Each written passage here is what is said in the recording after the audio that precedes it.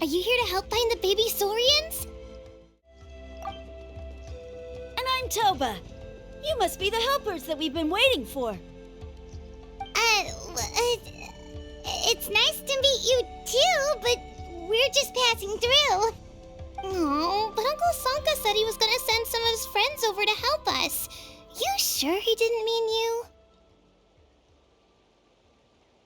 Yeah, sorry. Whatever this is about, it sounds like you've got the wrong end of the stick. Wrong end of the stick? Darn it! We've been tricked, Hoonie. I should have known that Glasses Guy was a con artist. What are we supposed to do about the baby saurians now? Time's running out. It's okay, Hoonie. Don't worry. Why don't you tell us what happened with these baby saurians, huh? There's been a lot of unrest in the tribe lately, and my dad's saurian got injured. Her name's Nana, and she has 3 little babies. After what happened to Nana, her babies were so scared that they ran off and hid. I'm really worried about them, so I decided to go look for them. If Nana is your dad's saurian, why isn't he the one looking for them? My dad's one of the elders, so he's busy getting ready for Turnfire Night. It's a really important ceremony, more important than this, anyway. I'm not supposed to be out here either, but I snuck out without telling him. I didn't think it would take very long, but then that guy we ran into made us tell him loads of stories, and it wasted so much time. Yeah, he was so selfish. He doesn't have a heart. It's all right. Don't let him get to you. We're here now and we'll help you because we care a lot, don't we, Traveler?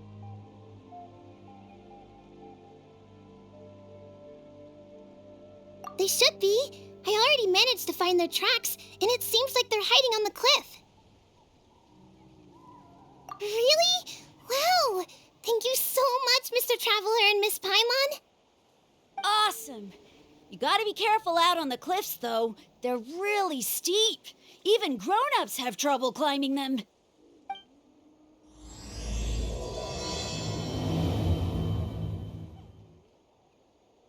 Goody said the baby saurians are on the cliff, so let's find a way up. Good luck, and stay safe. We'll wait right here.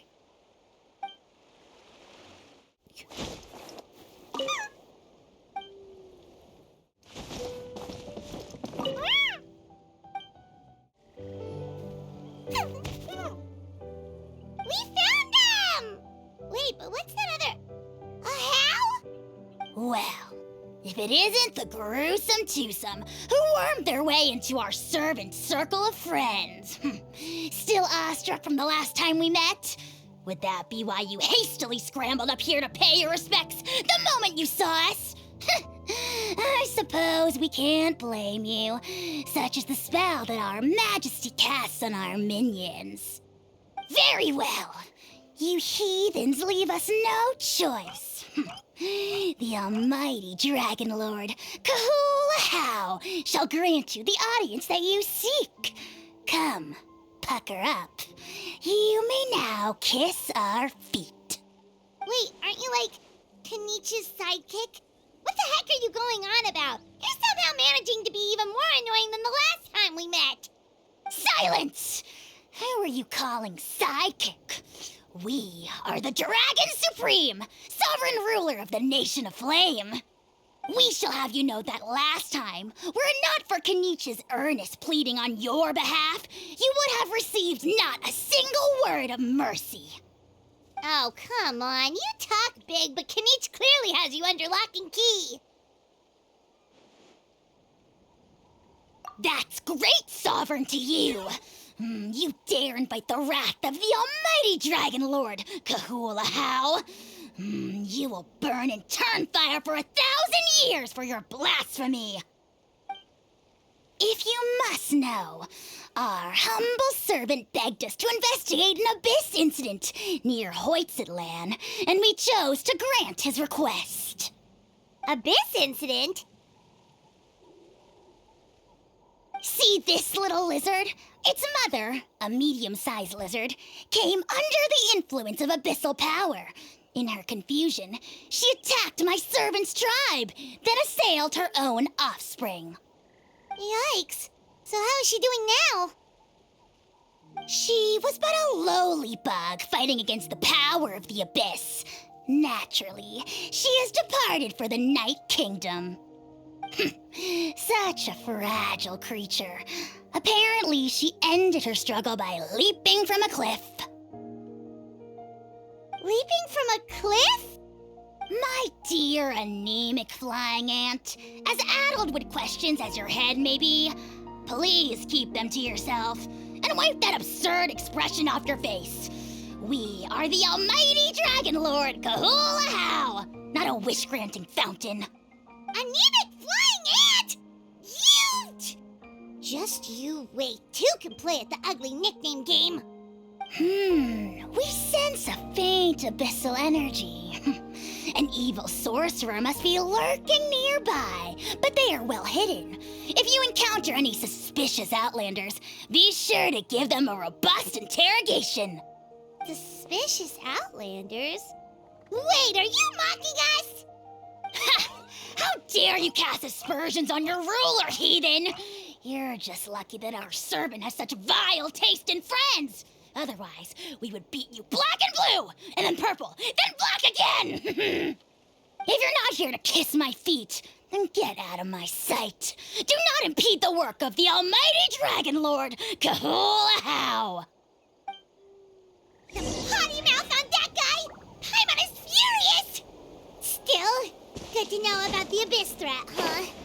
Wasn't expecting that. Let's not get sidetracked.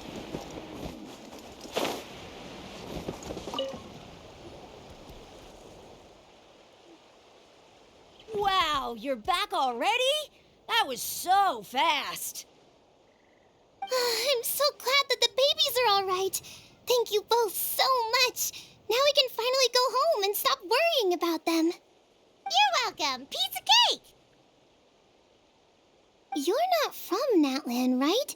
Because your clothes look different than ours. Hey, you must be tired after all that climbing. You should come take a rest at my house. Yeah, please come. I promise you'll get a big Scions of the Canopy welcome. We love having guests, and you're really nice people. Not like Glasses Guy. By the sound of it, Glasses Guy wasn't from Natlan either, right? Uh-huh. Well, his clothes sure weren't. You know what? Now that I think about it, there was something really fishy about him. Really? Maybe he was the suspicious outlander that Ahau mentioned. Sure, if you're interested. Let me think. How did the conversation go again? Oh, please, mister. I've told you so many stories already. When are you gonna help me find the baby Saurians? Just one more story. One more, I swear. Why don't you tell me more about that ball of fire? I heard that there was a huge transparent ball of fire that used to burn 500 years ago, 1,000 years ago, maybe even further back than that. Oh, you mean Turnfire. That's where the ancient name Mollypo comes from. Oh, wow. So it was the origin of an ancient name. That's impressive. Uh-huh. There's a story behind every ancient name. The legend goes that the Turnfire first appeared in the era of the Grand Alliance. It was used by the tyrant Och Khan to rule over Natlan and oppress anyone who opposed him. Turnfire is different from normal fire. If you get set on fire with it, you'll feel horrible burning pain from behind you, but you won't die from it right away. And whatever you do, you mustn't turn back to look at it. Why? What happens if you turn back? As soon as you turn around, poof! You get burned to a crisp. Well, good golly gee. I mean, it's one thing to singe someone's clothes, but burning people alive? That is a big no-no in my book. Right?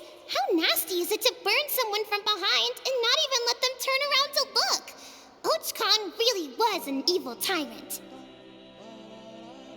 Yes, shocking behavior. Now, let me guess. Eventually, a valiant hero came to save the day? That's usually how these stories go. Good guess, Uncle Glasses. Seems like you really know your stuff. The hero was called Yupanqui. He's the ancestor of our tribe. Yupanqui was friends with Och Khan the Tyrant, and also Shibalanke, the first Pyro Archon. He was working as an ordnance officer for the Grand Alliance at the time. He didn't like how Och Khan was such a cruel tyrant, so he stole the Turnfire and threw it at the Och Khan's army. The soldiers couldn't defend against it, and they all got turned to ash. And that's how our ancestors set our people free. But just as he was about to leave the city, he thought he heard Och Khan calling out to him from behind. It caught him off guard, and he turned around to look. But Och Khan wasn't there. All he saw was a city burned black, an army in ruins, and giant flames reaching up into the sky. A split second later, the flames he saw burst out from inside his eyes and swallowed him up. All it took was a single glance. As soon as he looked back, he was burned to a crisp. The question is, was this the price he paid for stealing the Turnfire, or the price of turning back? Nobody knows the answer. But the fire that consumed Yupanqui burned more fiercely than any other. It burned for 100 days until it burned a hole right through the ley lines. And then, the flame dropped into the deathly dark Night Kingdom, where it still burns to this day. The grown-ups say that it lights up the path that leads to the next life. But for the dead to be reborn, they have to accept the flames and be purified by the fire first. It's like a final look back at your life, where you have to answer for everything you did. Anyway, that's the story of Yupanqui's Turnfire. Ah, a fine parable indeed. So, is it true? Is it really possible to find this fire in the Night Kingdom? I don't know. I think it's just a story. Either way, I assume this name has been passed down in your tribe ever since? Sure has. It went to Burkina, the hero that we celebrate on Turnfire Night. But that was 500 years ago. Yeah, and now it belongs to Kinich, so we often call him Malipo Kinich. Kinich, huh?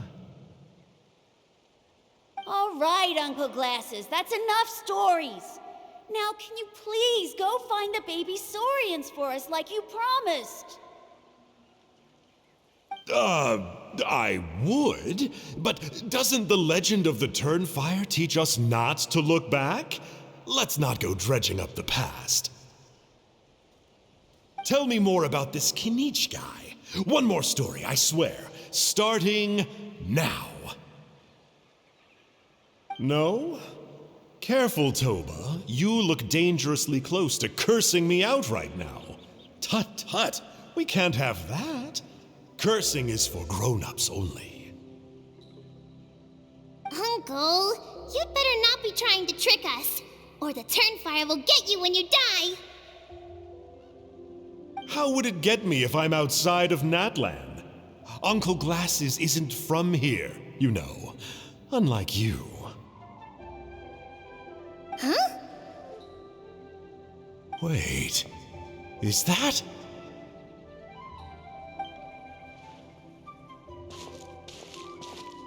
All right, kiddos. I'm a man of my word. 2 of my friends are on their way here, and, yeah, they'll help you out on my behalf. Work them like dogs, okay? That's what they're here for. Don't go easy on them just for my sake. Really? Well, first, can you tell us your name? We met at the foot of this cliff, so beneath the peaks, let's go with Sanka. Seriously? If you don't believe me, turn around and see for yourselves. They're right behind you. Huh? Where? Oh, wait! Uncle Sanka, where did you go? Yeah, definitely a fishy character. It sounds like he was digging for info about the ancient names. Yeah, and not only that, but he betrayed us too. He'll pay for this. All he got out of us was some stories, though. What's the worst that could happen? Traveler, maybe we should go tell Kinich about this. Ahau says he's investigating it, but he's a bit of a loose cannon. We probably shouldn't take him at his word. Huh? You know Kinich? Not very well, but we have met him before, and one time we had a meal together. Aw, man, I'm so jealous. I never even spoken to him. He's so cool. He's the Saurian hunter, and he has a really awesome ancient name. Me neither. I don't think my dad really likes him, though. He always tells me to stay away from him. Probably because of that little creep he always hangs out with. He's nasty, and he's so full of himself. Oh, the creep who calls himself Kahul Ahau? Yeah, we've had the pleasure of meeting him too. He sure loves pushing people's buttons. Exactly. I don't know why Kinich partnered up with him. Why didn't he pick me instead? Uh-oh, Huni, look how late it is. We've been out way too long. We better get home now or we'll get yelled at. Oh, yikes. You're right. Okay, well, this path here leads to our settlement. If you decide to visit, remember to come to my house. If there's anything you need, my dad can help get it for you. Hope to see you soon. We gotta run. Bye for now.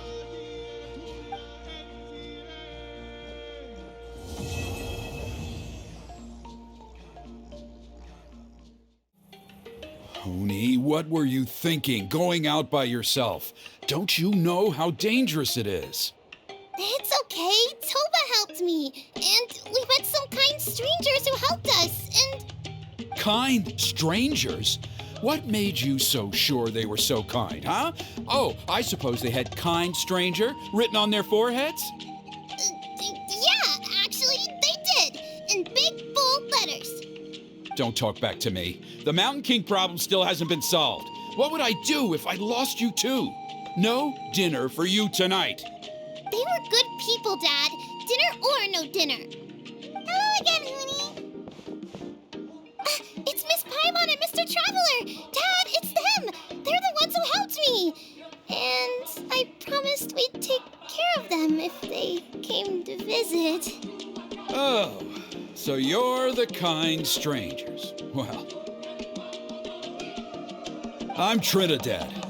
Apparently, you helped my daughter today, so if there's anything you need, just ask. As an elder of the Scions of the Canopy, I've got some influence around here. Now, I trust that you're sensible people who know better than to take advantage of their host's generosity.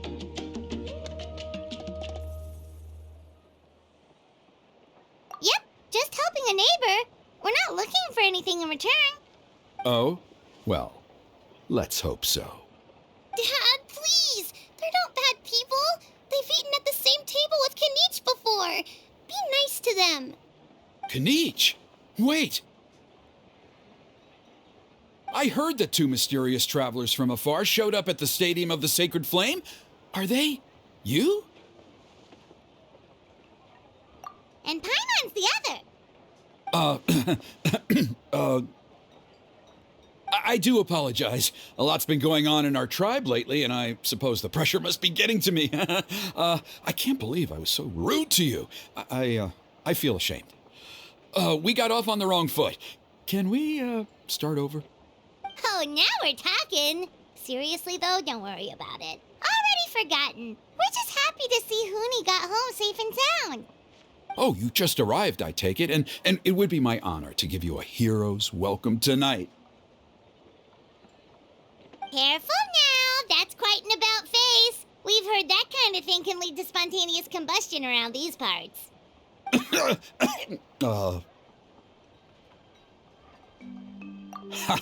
My dear traveler, you are very perceptive indeed. Go inside now, Huni. Dad's got some important business to discuss. Okay, look after Mr. Traveler and Miss Paimon. They're very special guests.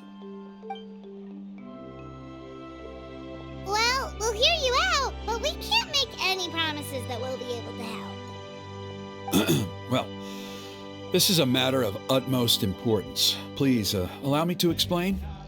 For many years, our tribe has celebrated the Turnfire Night. It is a traditional ceremony among the Scions of the Canopy in which we remember our ancestor, Burkina, and his companion, Kangamato, the Mountain King. Burkina was a hero who bore the ancient name Malipo, and Kangamato was a powerful Yumkasor warrior. Together, they fought against the Abyss. They were victorious, but it came at a great cost. Burkina paid with his life. The Mountain King survived, but was contaminated by the Abyss, and he remains in hibernation to this day. Normally, Yumkasors never live longer than a century. It is possible that the Abyssal Power is responsible for his unnaturally long lifespan.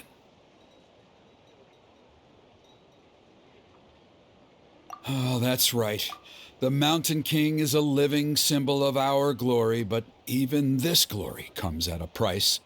The abyssal power inside him is highly sensitive, and when it is disturbed, he awakens and flies into a blind rage, attacking anything that moves. So, besides the ceremony, another important part of Turnfire Night each year is cleansing the abyssal power inside the Mountain King so that he will remain sound asleep. However, Abyss-related incidents have been on the rise in that land lately, as I'm sure you're both aware. As a result, it has become increasingly difficult to keep the Mountain King in hibernation. Only 5 months have passed since the last Turnfire Night, and he's already showing signs of instability. Has he woken up again? He has. We managed to contain the situation by performing a makeshift ceremony right away, but it was a close call. He could reawaken at any moment. Also, he attacked and wounded my companion, Nana, during the ceremony. She became contaminated by the Abyss as a result, and... We heard. Such a tragedy. We're really sorry for your loss. Yes, and Nana wasn't the first. Anyway, right now we're preparing for an exceptional Turnfire Night ceremony, and we need to find a suitable flame bearer. From what I've heard about your adventures, I believe you would be perfect for the role.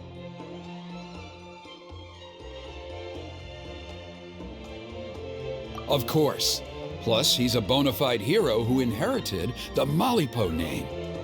Oh, you mean Kinich? Yes, he's the one. A hero, worth his weight in gold. And unfortunately for us, he's all too aware of that. No prizes for guessing what he said when I asked him to host a Turnfire Night outside of the annual schedule. An exceptional ceremony? Oh, I'll have to charge an exceptional prize. I swear, no other concept exists in that boy's brain. I'm not the one to usually talk about people behind their backs, but I'm convinced the Wyab got hit on the head and took a wrong turn the day it chose to give that ancient name to him. I mean, have you ever heard of a hero whose mantra is, "What's your asking price?" Oh, and don't get me started on that insufferable Ahau he hangs around with. Thinks he's God's gift to mankind. Pompous fool. Yeah, Paimon has to agree on that last part. Anyway, the fact is, the ceremony can just as easily be done without him as long as we can find someone else. And besides, you two seem like much better candidates. So, what do you think? Well, you'll gain the respect and friendship of the Scions of the Canopy. Something no amount of Mora can buy. Wonderful! I can't thank you enough. Huni was right about you. You have kindness in your hearts. Come with me to the other side of the mountain. I'll bring you up to speed on each step of the ceremony. As experienced warriors, I'm sure you'll pick it up in no time.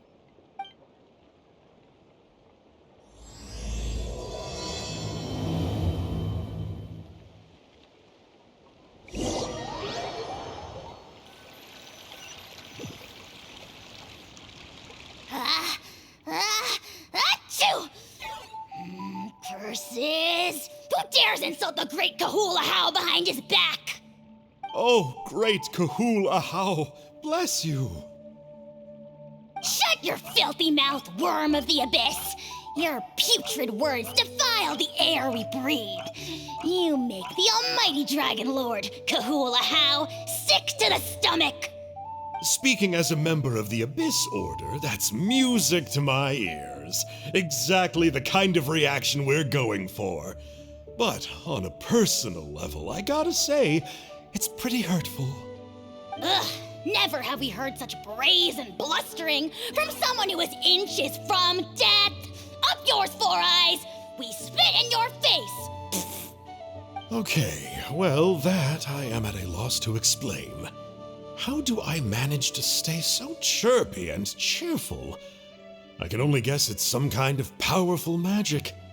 But I digress. Mr. Kinich, I admit it, you, sir, are a legendary hunter. Still, the only reason you caught me is that I was reluctant to run away.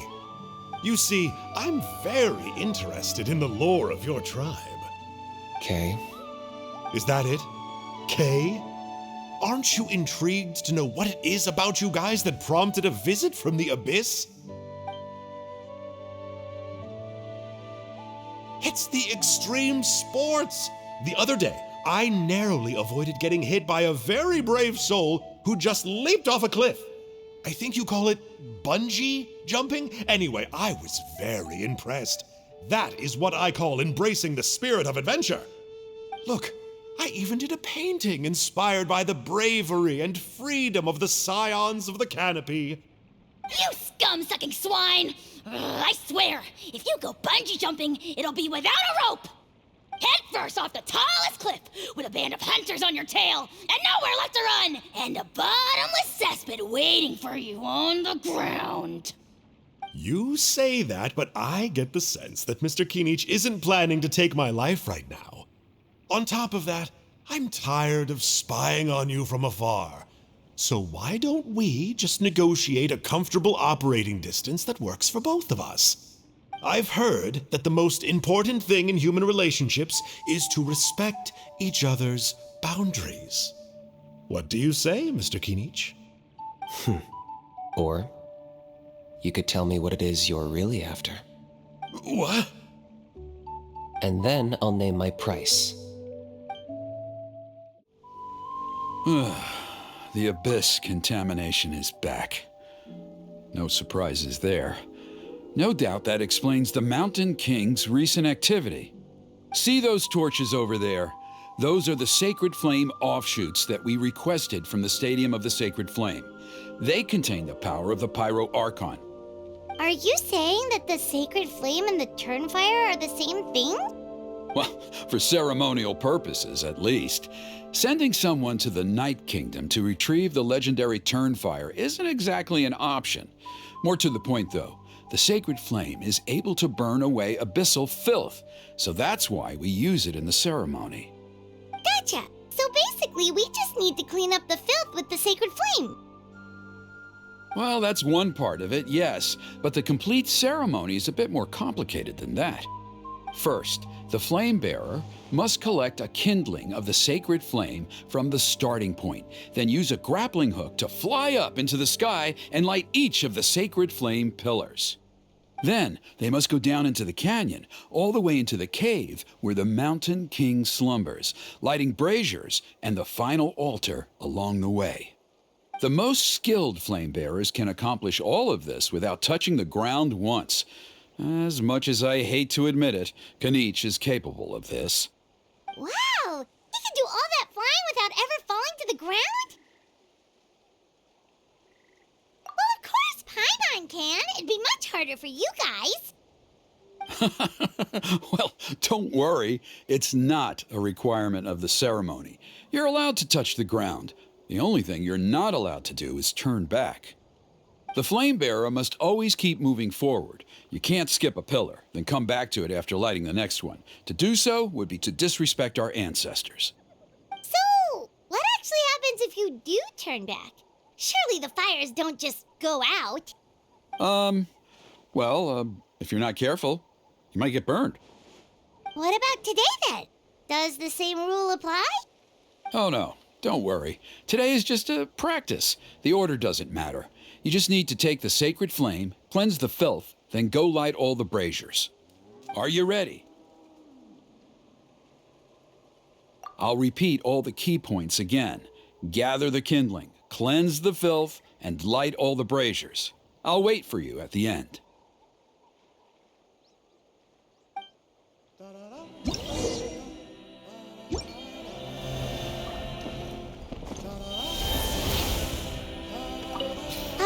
Let's use this kindling to complete our mission. There's abyssal filth over there. Let's burn it away with the sacred flame.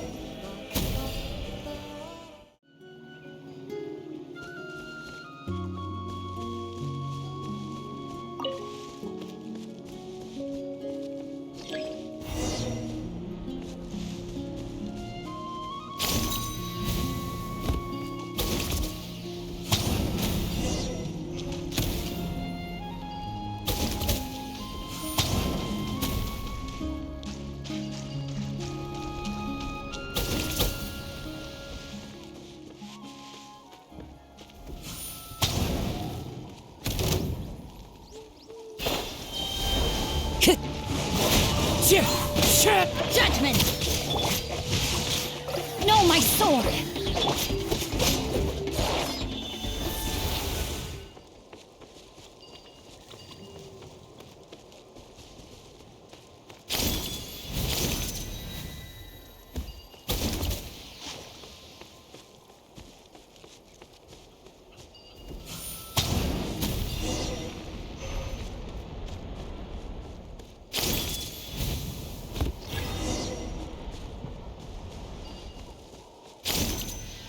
That should be all the braziers. Let's regroup with Trinidad. I knew I was right about you. You have outperformed all of the other previous candidates. If there was an ancient name for outstanding flame bearers, I'm sure the Wayab would consider you for the honor.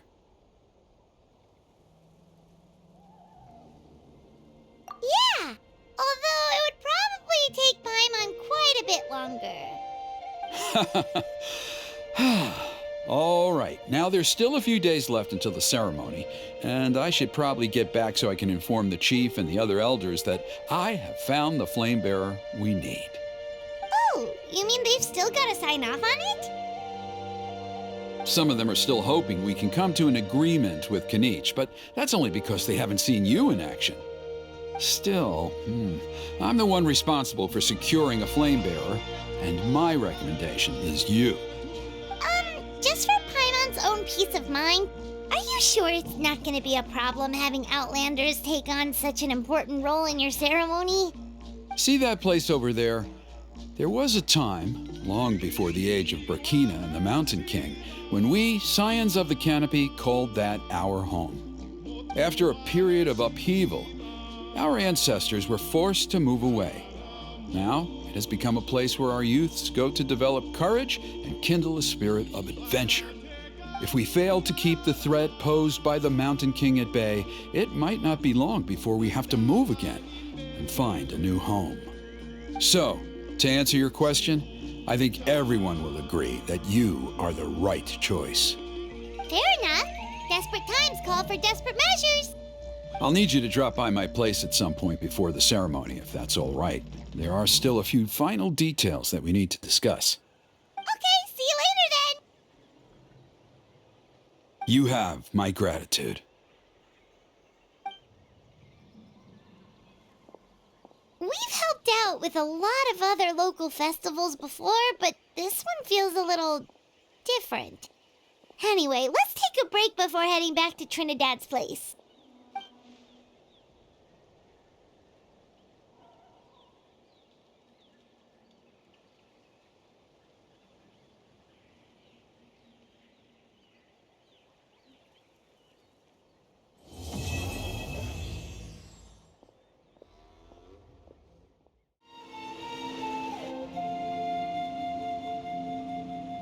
Traveler? Paimon? Kinich! Fancy meeting you here. We've actually been looking for you. I'll get straight to the point. I hear you accepted a proposal from Elder Trinidad. Oh, the, Turnfire Knight, you mean. You were still his first choice. It's just... Oh, jeez. It's not what it looks like, promise. Chill, it's cool. I only mention it because there's something you should know. And I suspect Elder Trinidad hasn't been completely forthcoming with you. His true intention is to resolve the Mountain King problem once and for all. Once and for all? You mean this'll be the last Turnfire Knight ever? That's right. He wants to use you to send the Mountain King to the Night Kingdom. To the Night Kingdom? You mean... To his death. Whoa, are you serious right now? You shouldn't go blurting out accusations like that. It could get you in trouble. Too blunt? Okay. I'll phrase it more gently. There is potentially a possibility that Elder Trinidad may be hoping that during the course of the ceremony, you kill the Mountain King dead. But that's ridiculous. He told us the Mountain King is a living symbol of your tribe's glory. And that glory comes at a price. Oh, that's right. The Mountain King is a living symbol of our glory, but even this glory comes at a price. Ah, yes, and Nana wasn't the first.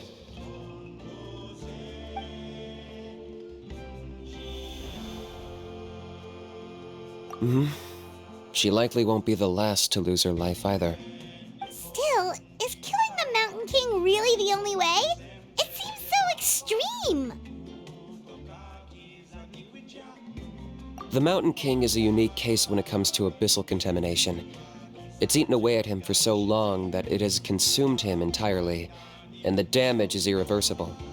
That evil power has both driven him insane and kept him alive over the centuries.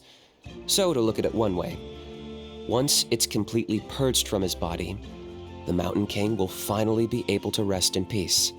In past ceremonies, we've only purged around half of the abyssal power. This was to strike a balance, to keep him alive, but also keep him asleep. Trinidad didn't say anything about how much power he wanted us to purge, but he did say there were some more details to go over before the ceremony. Then it sounds like you'll know for sure soon enough.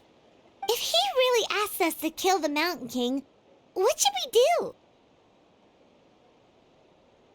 I know this must come as quite a shock, so I suggest you act like you didn't hear anything for now.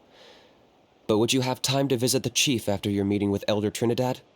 I'd like to make a deal with you. What kind of deal? One that comes at a very reasonable price. I'm sure you have plenty of other questions, but we can talk more later. Good. See you soon.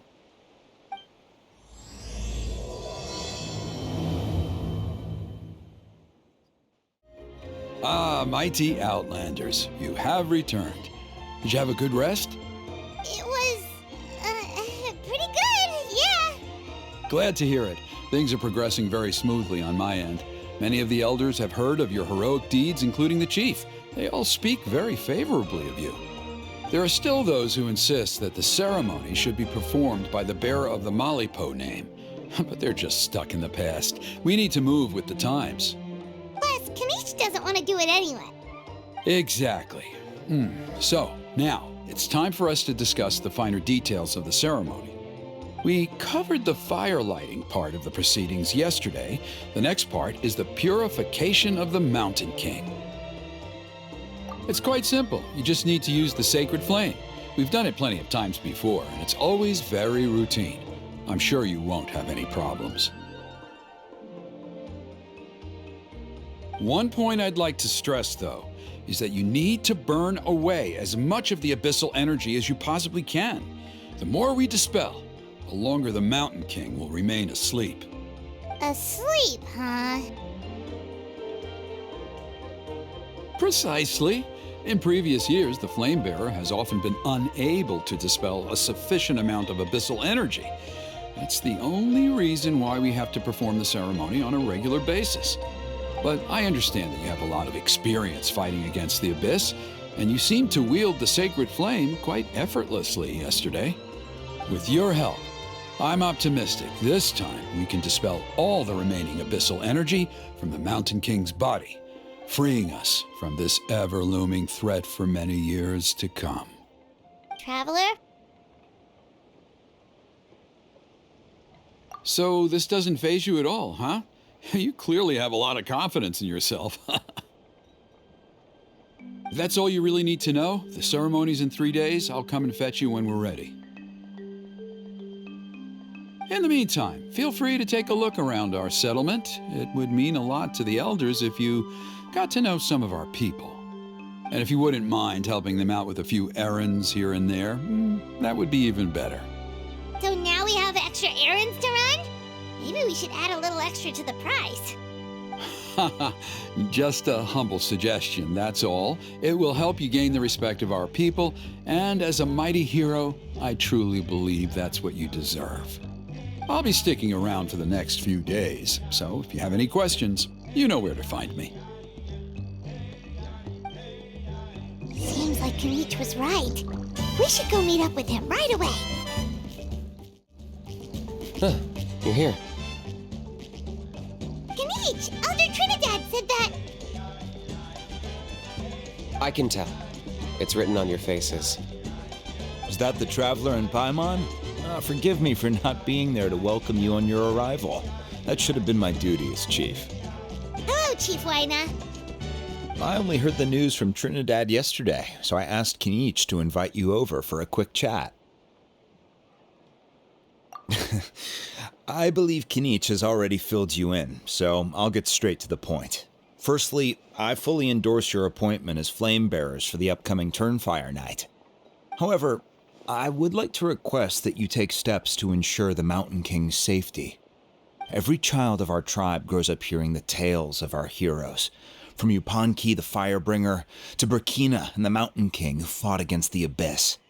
This is our history and our heritage, the source of our pride and the center of our faith. To kill the Mountain King would be to destroy our spirit.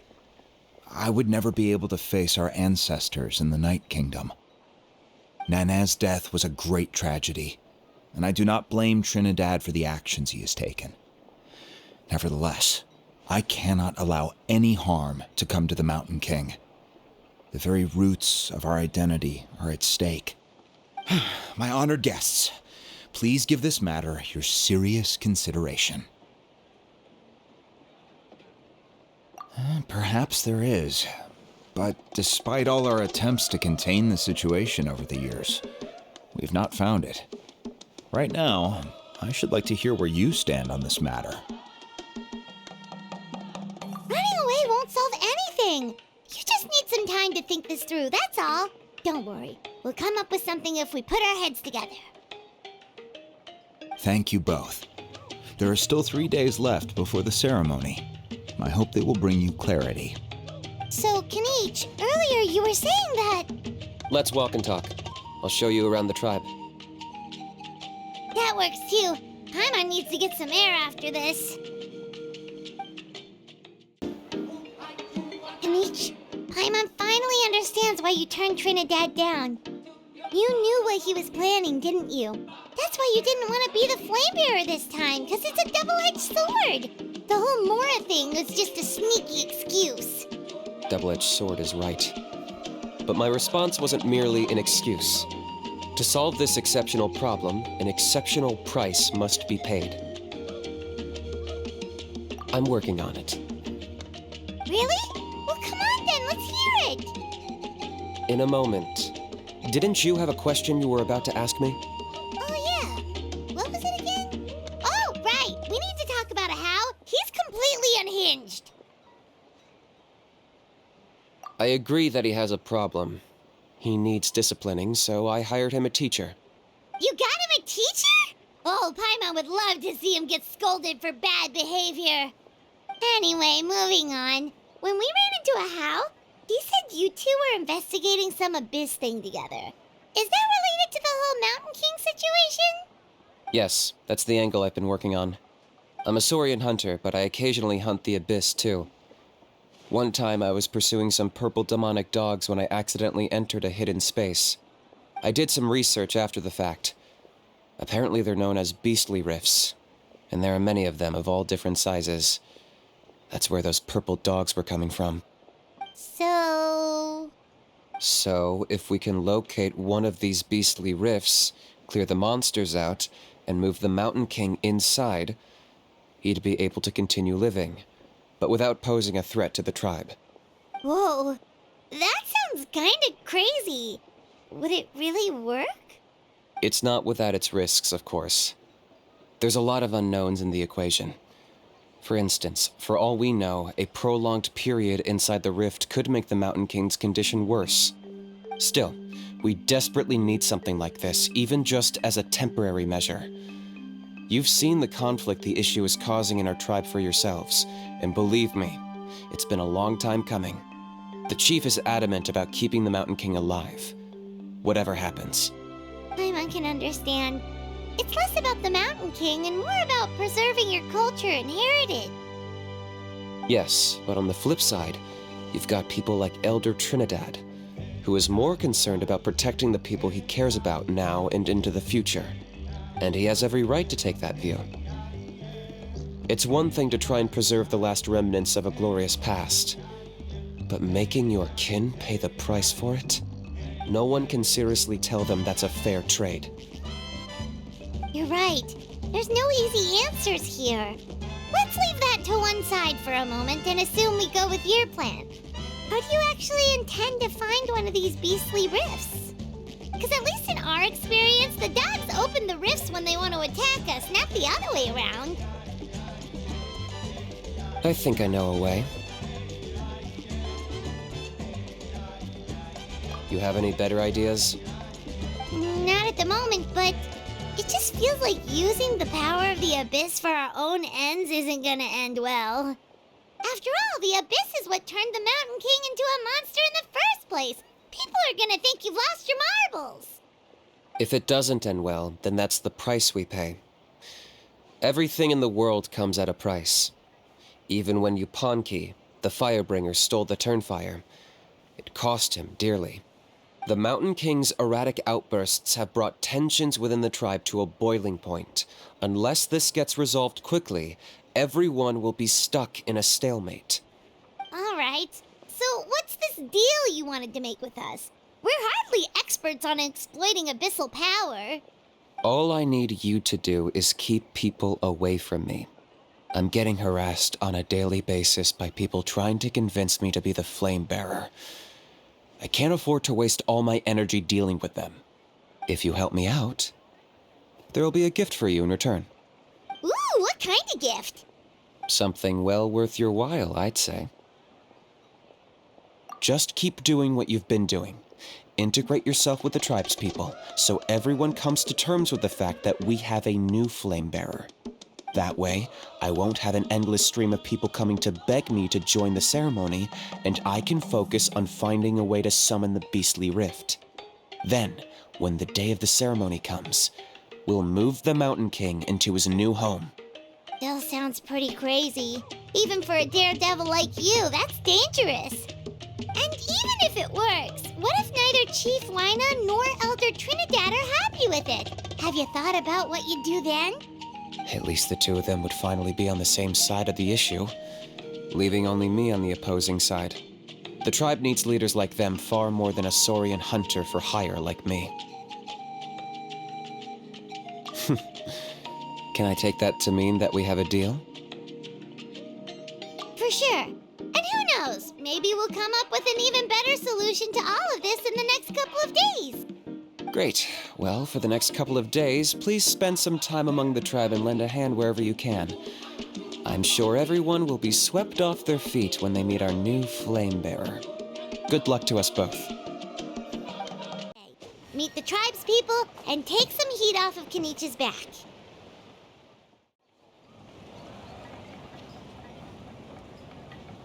Hoonie, how can you call the Mountain King a monster? Because he hurt a lot of people. And look what happened to Nana. But it wasn't on purpose. The Mountain King is sick, that's all. He's been hurt by the abyss. That's true. But the fact remains that he's now a threat to all of us. How can you be so harsh to someone who's sick? If you don't take back what you just said, I don't know if we can carry on being friends. Toba, Huni, what's wrong? Hoonie's saying nasty things about the Mountain King. It's not right. He's our hero. Once upon a time, maybe, but not anymore. Yesterday, maybe, but not anymore.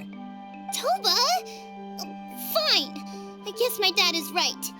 Things change, and you just have to accept it and move forward. As of today, our friendship is over. There's no going back. Oh, come on, cut it out, you two. We have some great news to tell you. The Traveler is gonna be the flame bearer for the next Turnfire night. He's gonna do a beautiful ceremony and cure the Mountain King's illness for good. What? Really? So that's what my dad wanted to talk to you about? To be fair, from what we saw the other day, you are pretty good at climbing cliffs. Probably just as good as Kinich.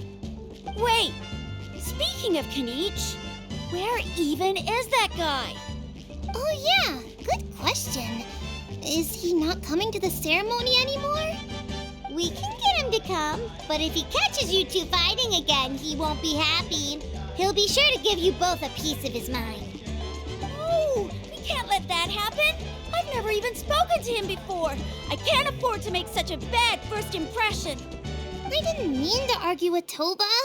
All I said was that the Mountain King has done some pretty bad things. He was the one who turned it into a fight.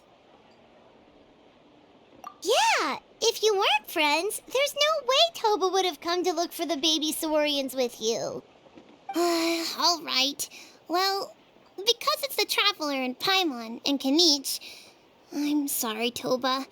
I'm sorry for all the mean things I said about the Mountain King. Dad just really misses Nana, and I was really upset that she's gone, too. Huh? Oh. I shouldn't have spoken to you the way I did either. It wasn't very nice of me. For the Traveler and Paimon, Kinich, and for Nana. I'm sorry too, Huni.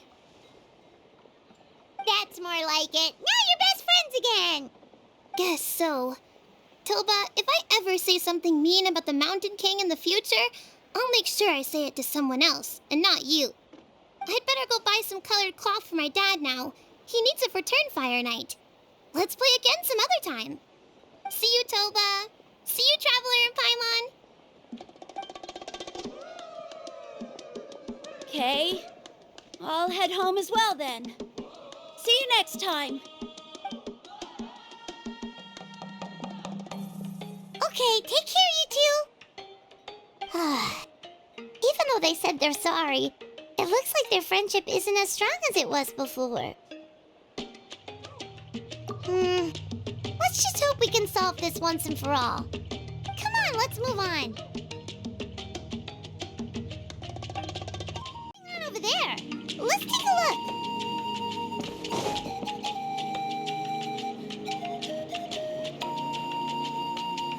Hey there, what's happening here? A rehearsal for the Turnfire Night dance. Ooh, there's a dance involved? Paimon wants to learn too! You don't know it? Ah, I guess you're not from these parts, huh? It's rare to see a new face around the tribe these days. I thought everyone would be keeping away. Why do you say that? Because of the Turnfire Night, of course. The Mountain King could wake up at any time. That's why we're holding an emergency ceremony. This isn't one of those fun and games festivals. For outsiders, it might even be a little dangerous. Well, did you know that the Flame Bearer this time is actually gonna be an outsider? Oh, I did hear about that. It's a first for sure. I would have loved to meet them in person. What? Oh, it's you? Man, oh man. Well, this is a nice surprise. It's funny, I was just thinking that I'll probably miss out on meeting the new Flame Bearer since I'm not taking part this time around. Then suddenly, there you are. Must be my lucky day. You're not taking part in the Turnfire Night? How come? You're not an outsider too, are you? You must be joking. Watch this.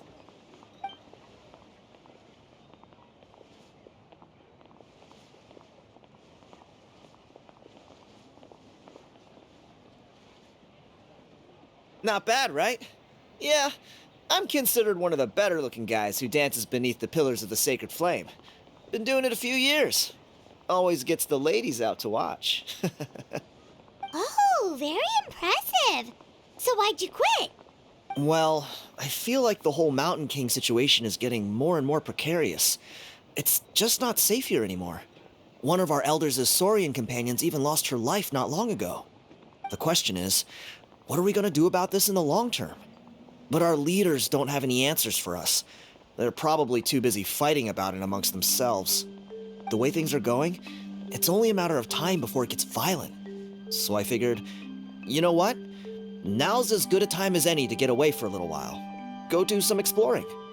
You look a little disappointed. Disappointed? Nah, it's a great opportunity to go see the world. As every male scion of the canopy knows, wherever you are and wherever you go, the only way is forwards. We take pride in that. I won't forget my roots. I managed to get in touch with the Saurian Relics Association. They gave me a simple test. Find a decent quality relic, and they'll make me a member. What's the Saurian Relics Association? You've never heard of it? It's a group of amateur history enthusiasts who do research on the ancient Saurian era. They're all about collecting relics and remnants from that age. Speaking of which, the guy who was Flamebearer before you, I've heard that his Saurian buddy comes from that time. A how? A how's a relic from an ancient Saurian civilization? Oh, yeah, him. So you know those two already, huh? Then, do you know how they met? It was deep inside some mysterious ruin, and they signed a contract there. The association folks say that the kind of contract usually comes with a huge hidden cost. Really? That sounds ominous. Who knows? But if it's true, Kinich can probably handle it. He knows what he's doing with weighing up contracts and costs and stuff. I doubt he'd make a contract that doesn't benefit him. Strangely enough, I actually happened upon a strange mural a while back, and it looked to me like it was depicting a Saurian and a human involved in some kind of Saurian-era contract ritual. Oh, does that count as a relic then? You bet it does. I was all ready to go take a picture of it and use it as my entry ticket to the association. But after all the abyssal activity recently, I heard that area's been overrun by monsters. The best laid plans, huh? I'll just have to wait and see if things improve. Or, you look like you know your way around a fight. I don't suppose there's any chance you'd be able to help? If all you need to get is a picture, that should be pretty achievable, right? The Traveler deals with monsters all the time. It's a piece of cake. Wait, you're seriously gonna help me out? Come on, it's no big deal. Compared to some of the things we've been roped into before, this is nothing. Pyro Archon above, you two have hearts of gold, you know that? You're the kind of people who could dive into the Turnfire deep in the bowels of the Night Kingdom, and it wouldn't burn a single hair off your head. Of course it is. All right, come with me. I'll show you the way.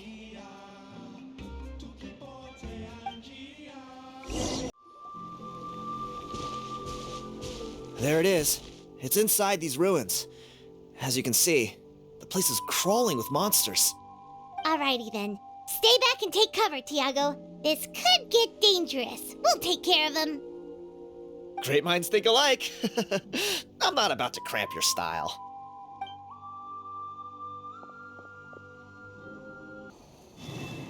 Whew. That should be the last of them. It's a good thing Tiago had the sense to stay in his hiding place, or things could have gotten really hairy for him.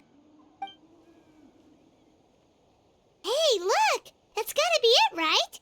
Definitely looks like a mural. True. Now that you mention it, most ancient murals take up a whole huge wall. This looks more like someone with a paintbrush got bored and started doodling. It does match the story he told us, though. There's a Saurian and a human. So, is that supposed to be what an ancient contract ritual looked like? Whatever. We're not here to decipher it. Just photograph it.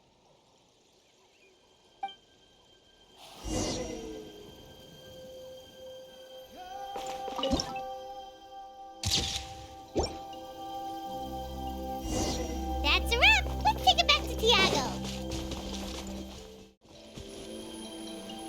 You've been robbed? Oh, Ponche. And I thought my luck was bad.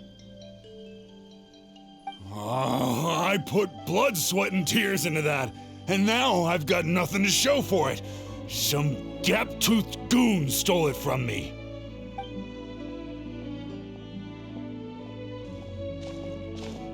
Tiago, is this the picture you were looking for? Let me take a look. Yep, that's the one. Pyro Archon above, you two are superhumans. Hey, Ponche, come and say hi to these guys. They're gonna be the new flame bearers, and they're tough as nails. Wait, are you the Traveler and Paimon? Huh? You already know each other? I don't think so. My nephew Toba's been telling everyone about you. He says you're crazy strong, super friendly, that you helped him out, and that you're gonna be our flame bearers this Turnfire night. Oh, so you're Toba's uncle. Great to meet you, sir. Sounds like we managed to make a bit of a name for ourselves. Toba's not wrong, my friend. These two are honestly some of the nicest, most genuine people I've ever met. Everyone speaks incredibly highly of them. Seriously.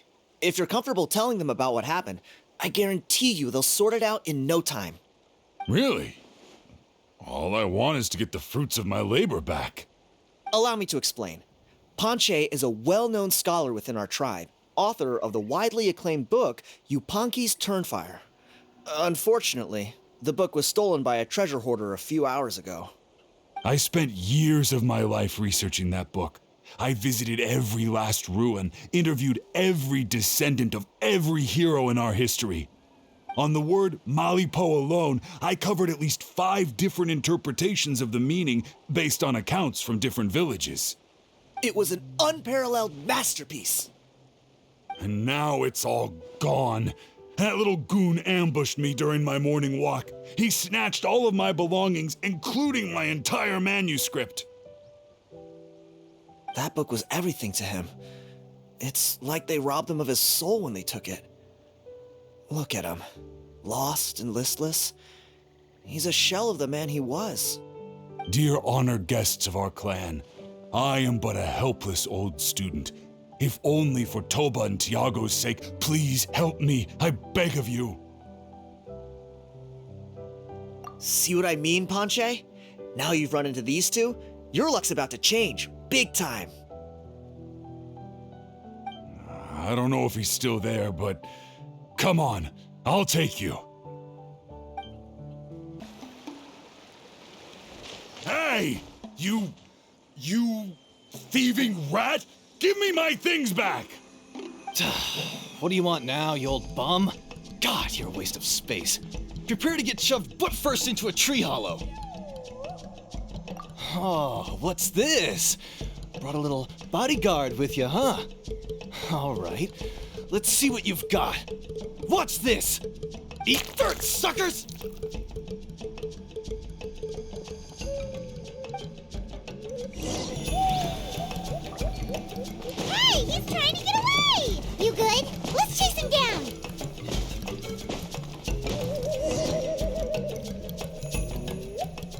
Stop, please! By all the warriors, heroes, gods, and kings, I can't run any longer. Please, I don't have your stuff anymore. Have mercy. Oh, yeah? Well, where is it then? I threw it away. You threw it away?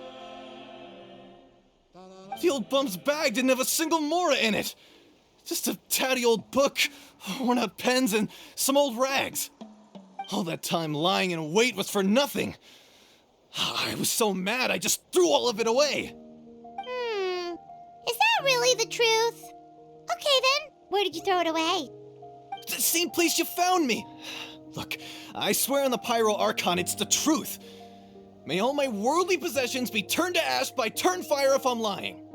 Okay, that's a pretty strong oath. What do we do now? It sounds like he's telling the truth.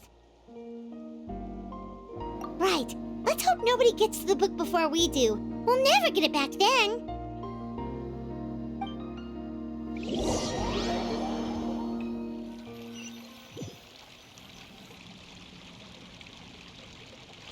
Although the Turnfire is a heroic symbol in Hoytzatlan, it always comes with the more ominous implication of eventual tragedy. This holds true for all bearers of this ancient name in recorded history. Each one of them died of non-natural causes, as if the specter of the Turnfire was always lurking in the background. This appears to suggest the existence of some higher power that is always watching the name-bearer, examining their actions, and eventually demanding payment in return. None can escape this payment, unless, perhaps, they could honestly swear by Turnfire to never make a single mistake in their entire life. Yuponki's Turnfire. What an incredible work on ancient name philology.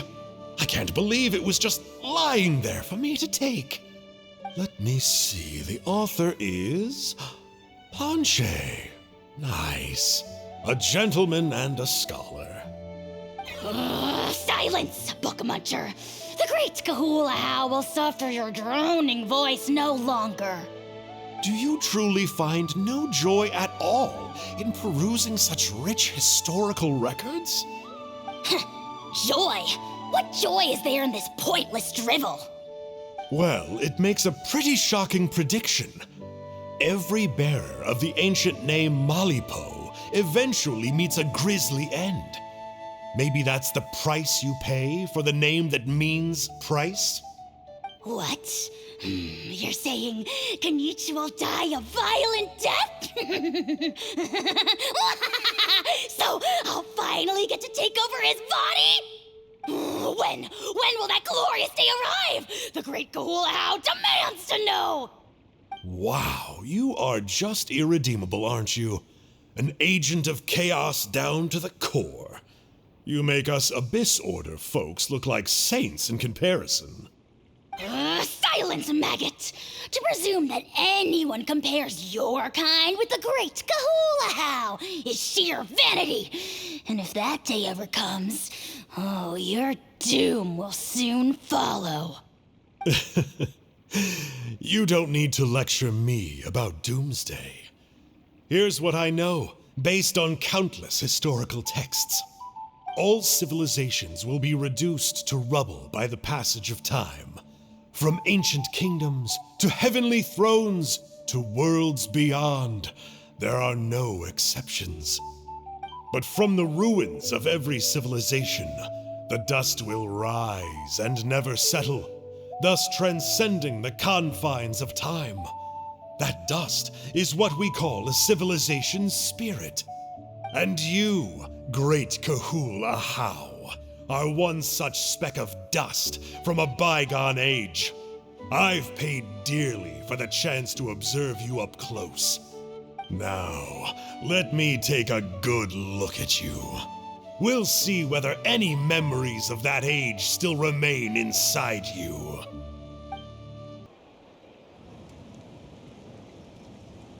We're so sorry, Mr. Ponche, but we couldn't find your manuscript anywhere. Does that mean all of my hard work was for nothing? You gotta stay positive, Ponche. You might have lost the book, but the brains behind it are still intact. Surely you remember the main points at least? The whole reason I worked so hard to get it finished before the Turnfire Night is because I hoped that maybe it might help us find a way through these trying times. But now... well, not exactly.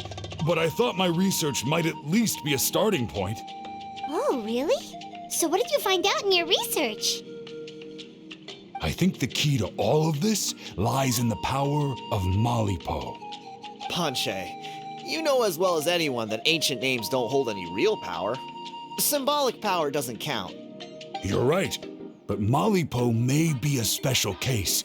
Given that it first arose in the era of the first Pyro Archon, it might contain remnants of Shibalanke's power.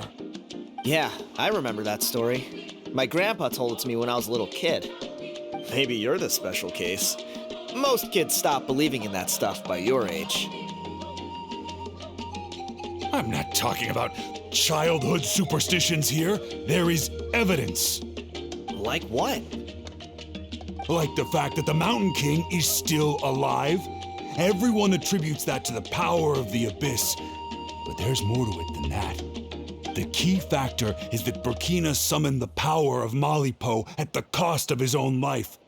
If you don't believe me, then answer me this.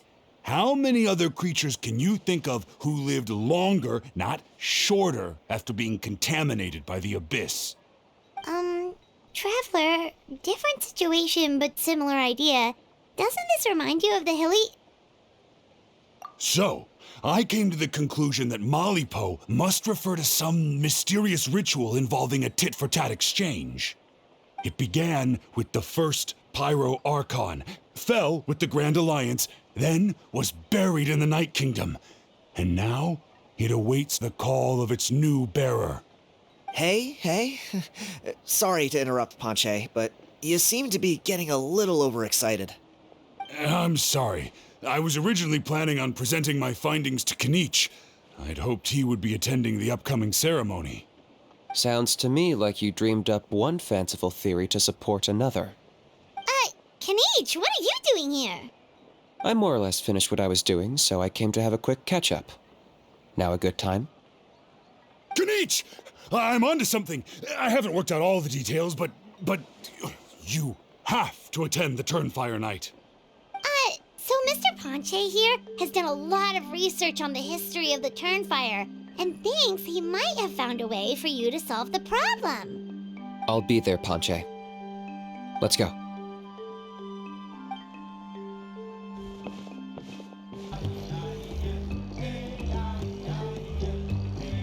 Here will do. Yeah. I'd like your help giving it a trial run tomorrow. If that works, we have our plan come Turnfire Night. Sounds like you're not considering Ponche's idea. You heard him. He hasn't worked out the details yet. We need a more practical solution with concrete steps to follow. Yet?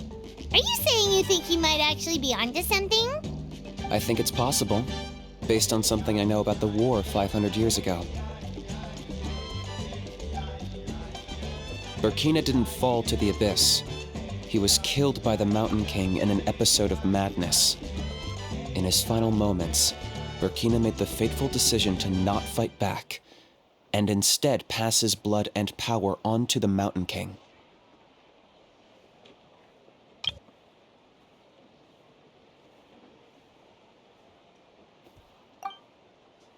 Maybe he thought the Mountain King was stronger than him and more valuable to the tribe. Or maybe it was just out of loyalty to his friend. Either way, I can believe the Turnfire was involved. Whether you think his sacrifice triggered it, or his fate was sealed from the moment he took the Malipo name, it makes sense to me. How can you drop these truth bombs with such a straight face? This is what I've gleaned from my many interactions with the Mountain King. His mind is so disordered. It took some time to piece it all together. The story Elder Trinidad told you was the more palatable version of events. The truth is even darker. The Mountain King's mind isn't just disordered. He is suffering and feels great shame. I believe he wants to be put out of his misery. What? Then what should we do? Should we grant him his wish? Of course not. We should help him move to a new home. It's the only practical solution. The Mountain King is a hero to my tribe. An object of worship, even. Ending his life would be like desecrating a statue. Still, he's been the cause of multiple disasters, and we can't afford to have any more. Ugh. Practical solutions hurt Paimon's brain. Can we follow our hearts next time? Then let's break for the day. I've already found a suitable venue for tomorrow.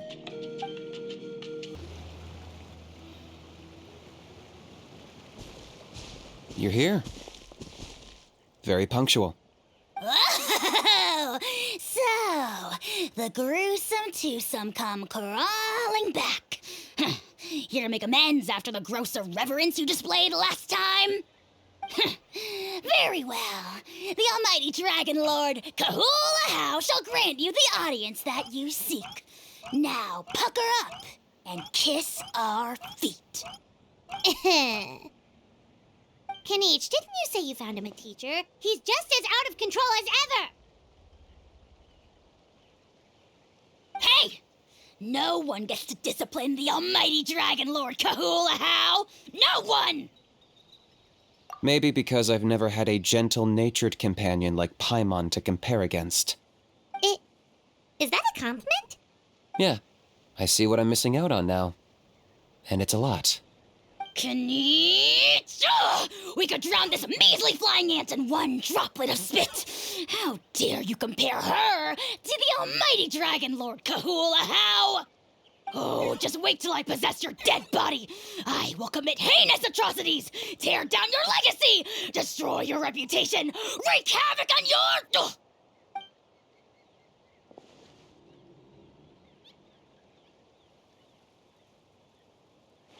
Traveler, Paimon, let's get down to business. Once we've opened the beastly rift, you're welcome to toss a How in there for a couple of days. With pleasure. You don't need to ask twice. I got my hands on this device in a trade.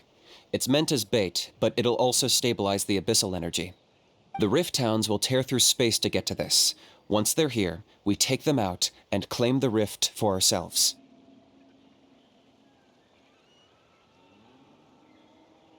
You'll find out soon enough. First, let's try this out.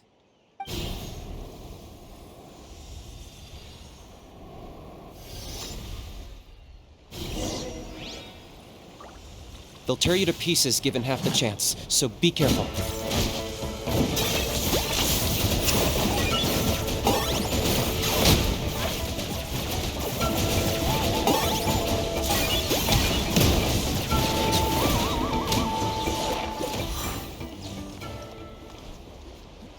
Uh-oh.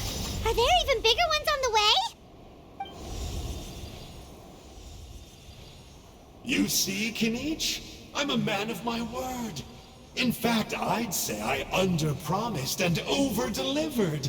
Nifty little gizmo, isn't it? I take it this is your true form? Now that our deal is complete, it's time to start the next phase of our relationship. I made a promise to the great Kahula How, and now I'm here to seize your body for his use. Cliché, I know. The hero's trusted partner sells him out to the abyss in a shocking act of betrayal. Cue bad guy speech and drawn-out death sequence. Huh? Angel? Huh? Huh? What are you two doing here? Oh, Mr. Kinich, this is not what we agreed on. Traveler, this is the gift I got you. I know you're looking for intel on the Abyss Order, so I thought he might be of use to you. But it looks like you've already met. Yikes. Frosty reception. Gotta say, I kinda pictured this moment going a little differently. tears of joy welling up in your eyes as you say the words, "It's good to see you again, old friend." Don't be ridiculous. Sounds like you've been reading too many romance novels. There we have it. Change is inevitable and nothing lasts forever. What a pity.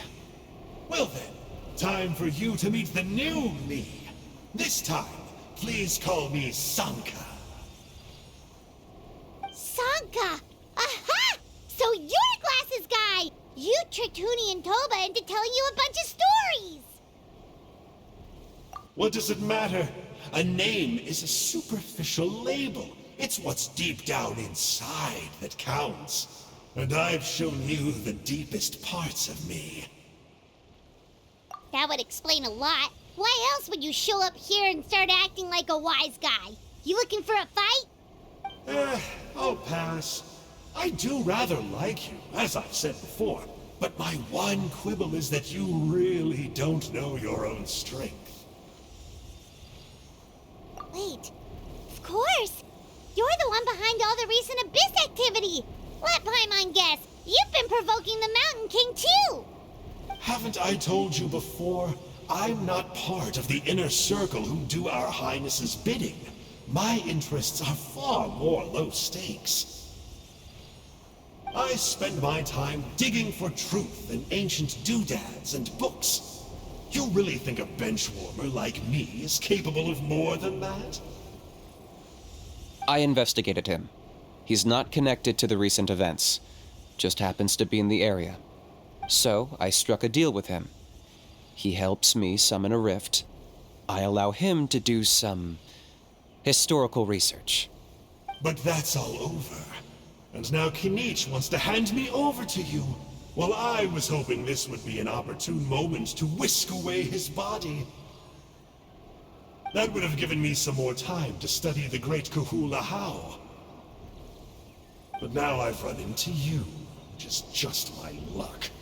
Or maybe I've incited the wrath of the Turnfire, and this is the price I have to pay. But I don't understand. What did I do wrong?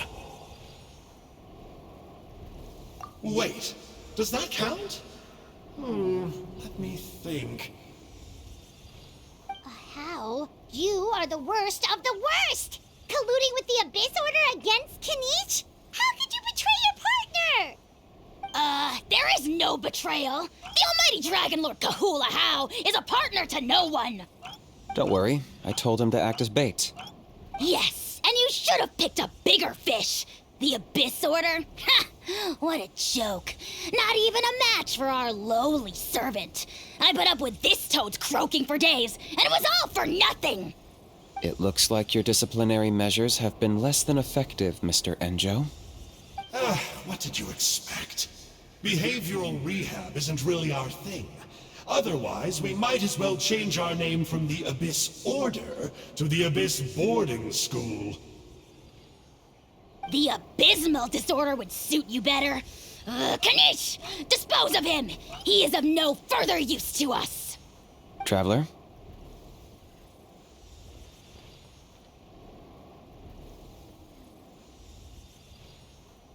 Hey now, I may be a lowly clerk, but don't underestimate me.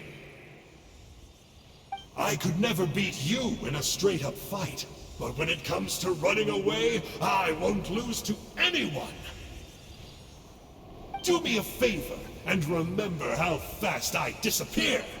Maybe then you'll show me a little respect next time. Darn! He got away again!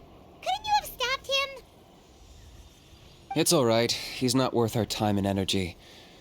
Besides, it seems like he's in debt to a lot of people. I'm sure they'll keep him busy. If you say so. Still, Paimon's kinda surprised that you actually struck a deal with someone from the Abyss Order. To borrow that guy's words, names are superficial labels. Whether you call it the Abyss Order or anything else, it's a broad generalization at best. Think of it like apples that have fallen from a tree. If you tasted each one, you'd find that they're all at different stages of ripening. Even the unripe fruit blown off its branch before it's fully grown can still be brewed into a fine wine. Everything has its use. Huh. Well, in that specific sense, maybe Enjo's not such a bad apple. Not rotten to the core, at least. Of course!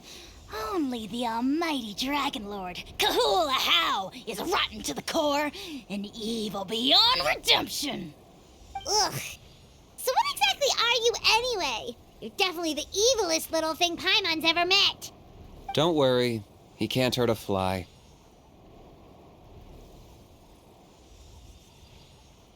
You could say that. Paimon heard that those kinds of contracts might come with a terrible cost attached. Is that true? Such as a How watching me like a ravenous vulture? Vulture? Vulture? We are the Dragon Supreme, sovereign ruler of the Nation of Flame. Let's pick this up another time. It's getting kinda late. You should go back and get some rest. Big day ahead. Tomorrow's Turnfire night. Time to light the sacred flame and burn away the filth for a legendary 500-year-old warrior. Oh, yeah. Hearing you lay it out like that is making Paimon a little nervous. For all the work we've put in, it all comes down to tomorrow night. We have to make sure we solve this problem once and for all. Then it can't hurt to say this one more time. Good luck to us both. See you tomorrow.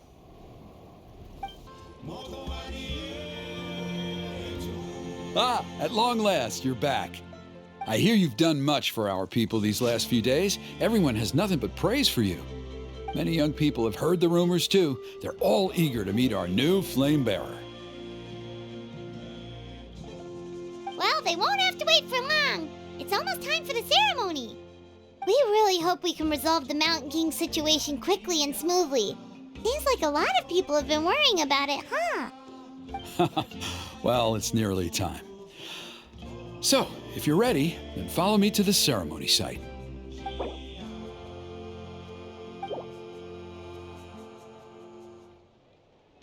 Off we go! Here we are. Our honored guests have arrived.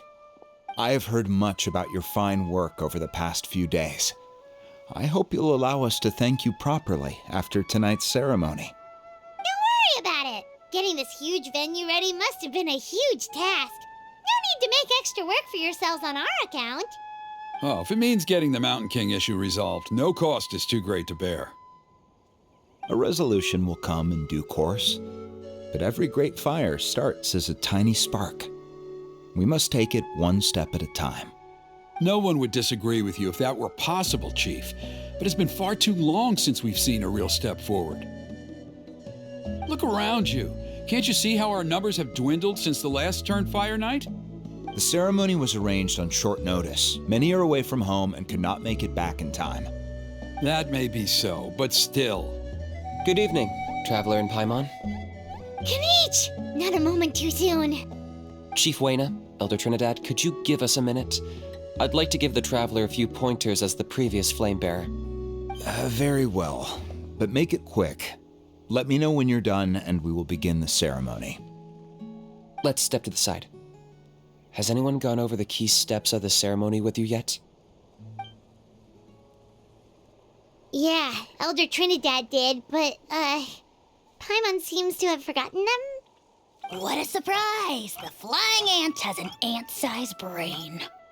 If you don't want your tongue to be burned off by the sacred flame tonight, I suggest you stay quiet. See those sacred flame pillars? Once you've lit the fire, go light each one up in turn. Once that's done, head down into the cave where the Mountain King slumbers, light the braziers along the way, then bring the flame to the final altar. Then the ceremony is complete. That sounds simple enough. The process isn't complicated, but remember, you mustn't turn back at any point. If you miss a pillar, you can't light the next one, then come back to it. You have to keep moving forward, or it's seen as disrespecting our ancestors. If that happens, you won't receive the blessing of the Turnfire, and you'll have to start over. I made you a diagram that summarizes the steps. Take a look. So that's our part. What about you? I'll be with you the whole way, and once you've lit the altar, I'll start summoning the rift. You can leave that side of things to me. Just focus on your part. Okay, we'll try to remember all that and get it right the first time. Ready when you are. But I think I saw Huni and the others just now. Maybe you should say hi before you start. Might make you less nervous. Just tell the chief when you're ready. How are you doing? Is all in order? I'm counting on you. Don't forget what we talked about. By past fuel and present flame, life marches ever on. My brothers and sisters, the time has come to light the fire once again, and let the Turnfire night shine bright in Hoytzitlan.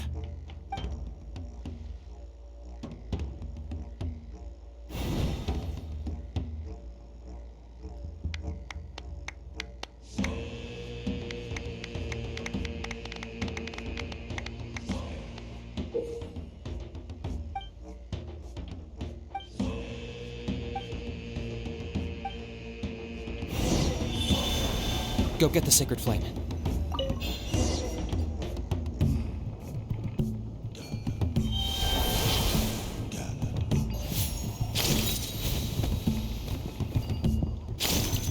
Nicely done. Off to a good start. Great stuff.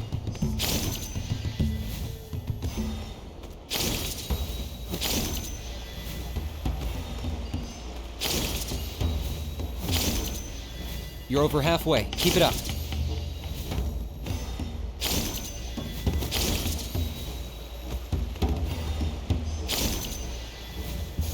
Impressive. Just one more to go. Come on, one last push. The final sacred flame pillar is up ahead.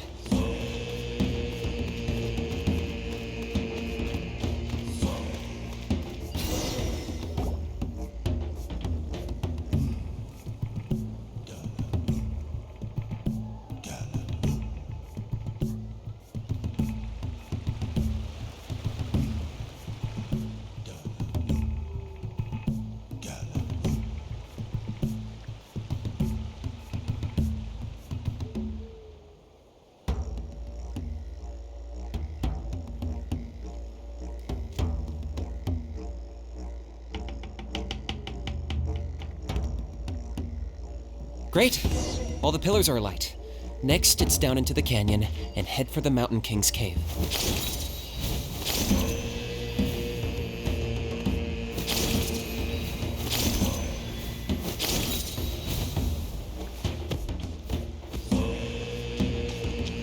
Almost there. The cave is just up ahead.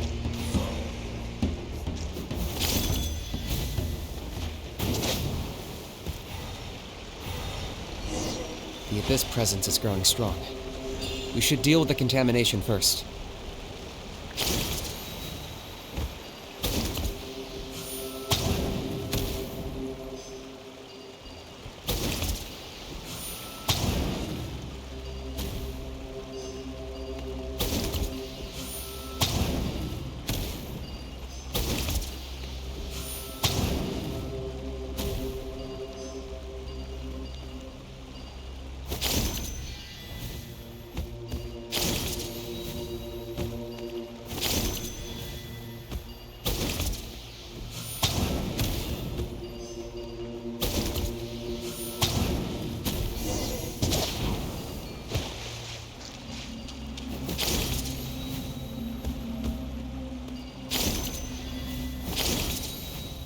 There's the altar of the sacred flame.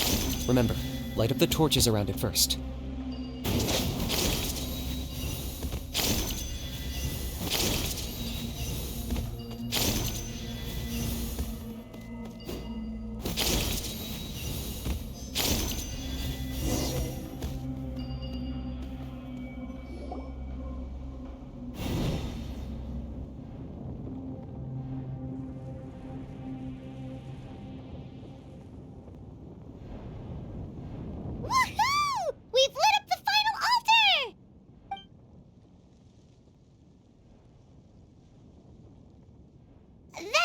Mountain King up ahead, right? That's him. Kangamato, king of the Yumkasaurs from 500 years ago. He's very powerful. Paimon can tell. He's huge. Let's tread carefully. We don't want to wake him up. You've made it at last. You did even better than I expected.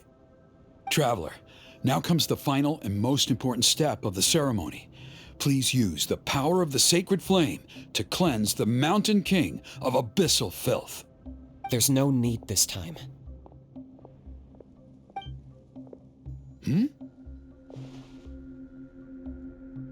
Such strong abyssal power. What is that thing? Kinich, what is the meaning of this?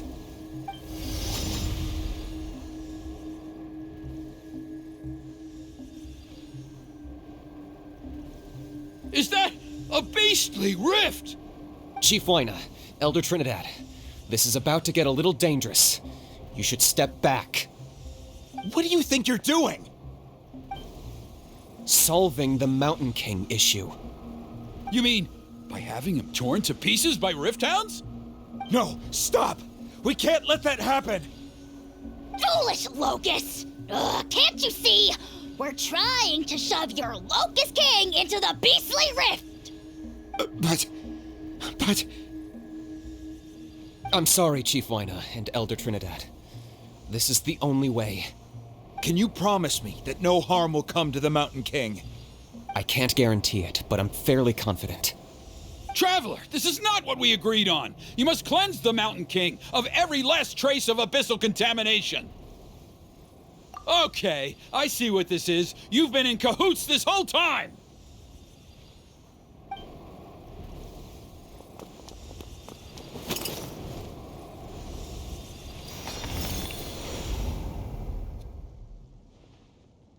Ugh, you imbecile! What have you done? Oh no! The device is destroyed! You forced my hand. I had no choice. Elder Trinidad! What are you doing?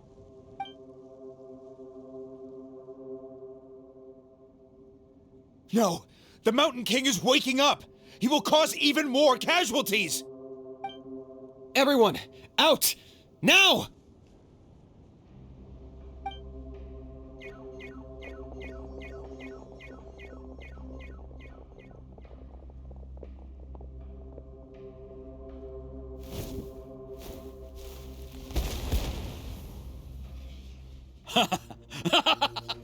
Oh, it seems there is only one way to awaken you all from your willful blindness. More sacrifices must be made.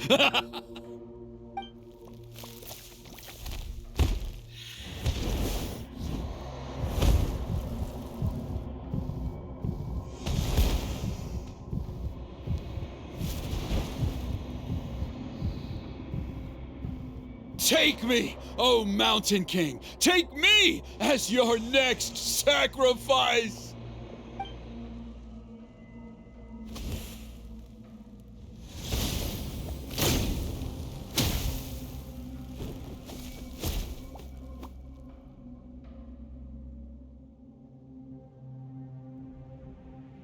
Everyone's still outside.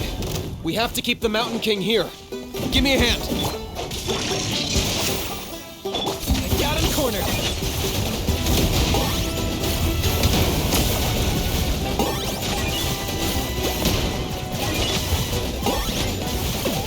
Watch out for the fruits he's spitting out. I can use those against him.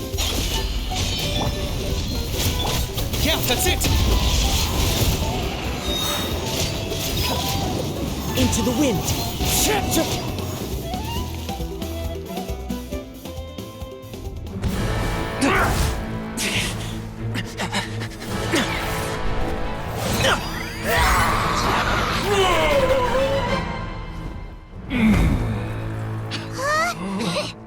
What do we do? We can't open the rift!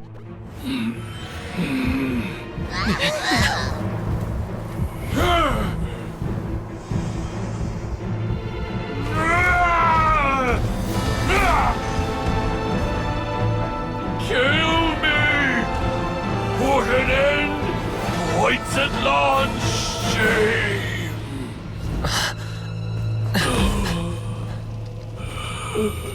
By past fuel and present flame, life marches ever on. Oh, Burkina, I must atone.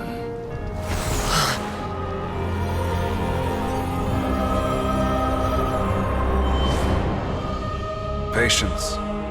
We will answer to the fire for all our deeds. Even if one day I fall behind, never look back. Keep moving forward, as we are now.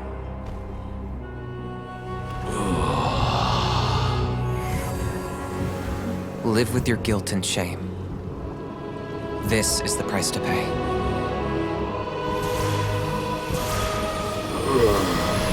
Heir to the Turnfire, please use my ruined vessel to train the heroes of the future. The will of Kongamato will march ever on, till the abyss is stamped out.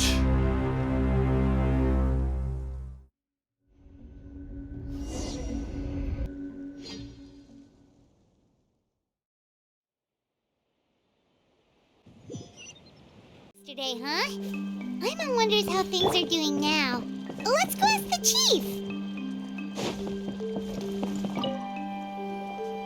Traveler, you've come at just the right time.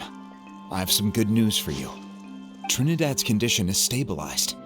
He suffered burns on much of his body, but we believe he'll survive. Guess that's the best news we could hope for. Paimon has to ask, is everyone in your tribe such a risk-taker? First Kinich, then Elder Trinidad? Is this the Scions of the Canopy's adventurous spirit in action? We're simply not afraid to charge ahead into the unknown. He's fine. Don't worry. He's gone to check on the Mountain King. Something most mysterious has happened. After the incident yesterday, a transparent shell has formed around the Mountain King's body. We don't understand the mechanism behind it, but the shell appears to insulate him against the influence of abyssal power. It is somewhat akin to a scab, in that it stops the abyssal energy within him from bleeding out, while also preventing further abyssal energy from seeping in and infecting him. We've never seen anything like it. The tribe's most senior elders believe it was caused when he was burned by the sacred flame, similar to the way burned wood becomes charcoal. I think their theory makes sense. After all, we've never thrown the Mountain King directly into the sacred flame before. Wow. So it's made a barrier against abyssal energy? That's a good thing, right? It's practically a miracle from what we've seen of it so far. It means that the Mountain King's level of abyssal energy is now stable. No longer will we need to perform an annual cleansing ceremony. Wow, that's amazing! I know what you're thinking. The young people in the tribe are already speculating that yesterday's ceremony was a Turnfire night like none other in our history. Because you and Kinich, you summoned the very flame that appears in our ancient legends. A great transparent ball of fire. And that fire is what saved the Mountain King. Whoa! So that was the real Turnfire? I may be the chief of this tribe, but I've only ever known the Turnfire as a concept in our legends. I cannot answer that question. If anyone can answer it, I suspect it would be the bearer of the Malipo name. He is in the Mountain King's cave as we speak. Ah, so Kinich then. Why don't we go see how he's doing?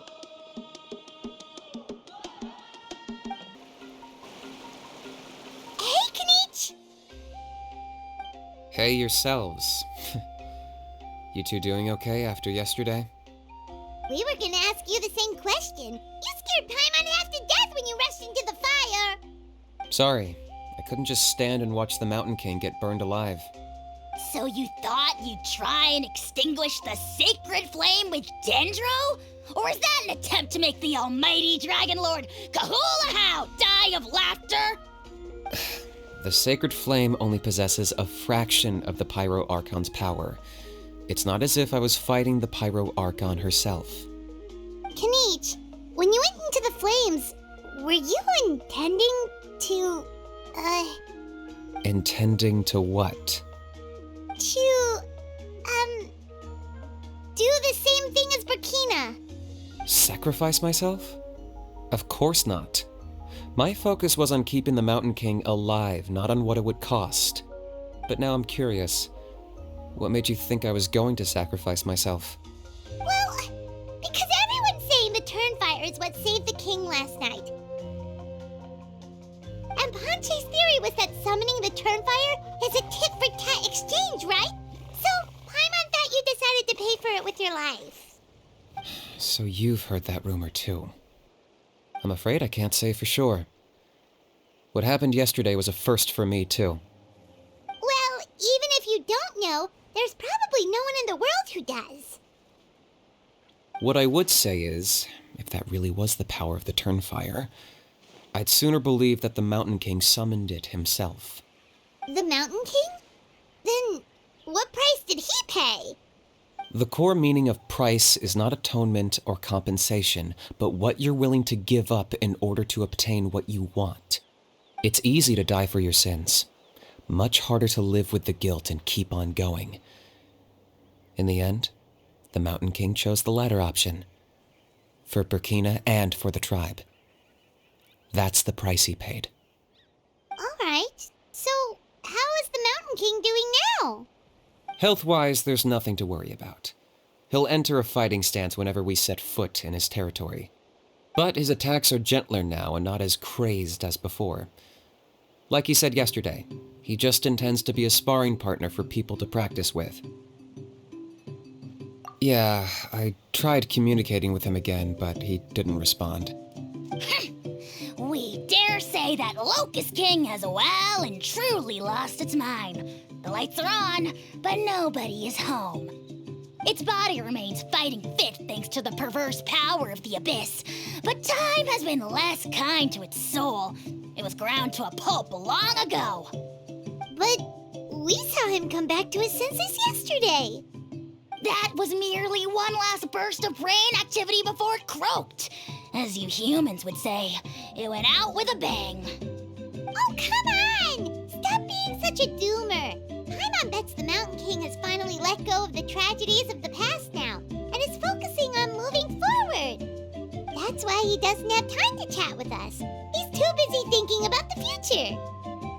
Well, at least it means my fellow tribespeople can move forward now, too. Thank you for your help, Traveler. I owe you one. Yeah, that's right. You caught Enjo for us, remember? But he ended up being completely useless. It's not a fair trade if you lost out. That's on him. It's not your fault he's useless. Besides, we're friends now. You don't owe us anything. Friends? But your friendship is an even more valuable gift. I can't in good conscience accept it for free. So promise me, if you need anything in the future, you'll come to me. For you, I'll do anything.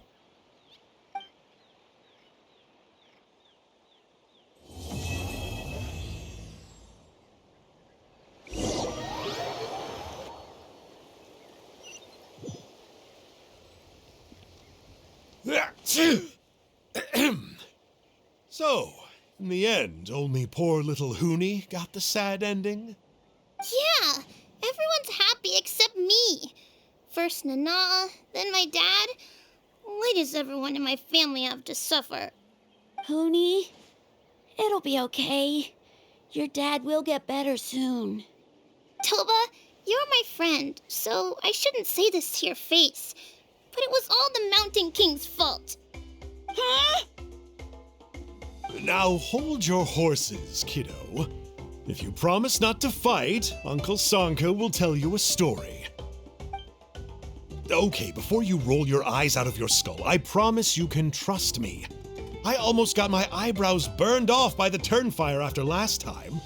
That's why I came back, to make it up to you. All right, I'll just get to the point. Do you know what Uncle Sanka loves the most about your people? What? Your extreme sports. Huh?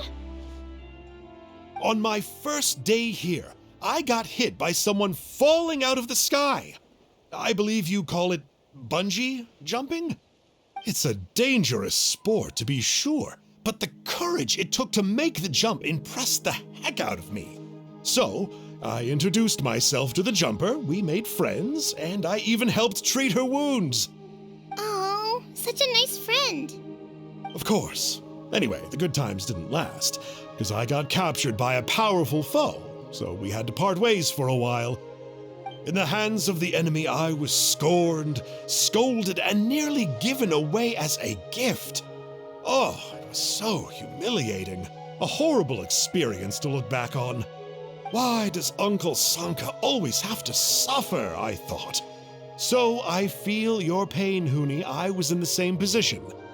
But in the end, I made it through, and I left all of those painful memories in the past. I even managed to reunite with my friend. Is that it? The moral of the story is to look forward in life, right? Yeah, we've heard that one millions of times. Sorry, Uncle Sanka, but you're not cut out to be a teacher. Very smart, Huni, but not quite smart enough. What I'm trying to tell you is that after I reunited with my friend, I found her injuries were all healed, but she really missed her family. So, I thought you might like to see her too. She's right behind you. Turn around and see. Another trick about not turning back? I'm not falling for that one again. Huh?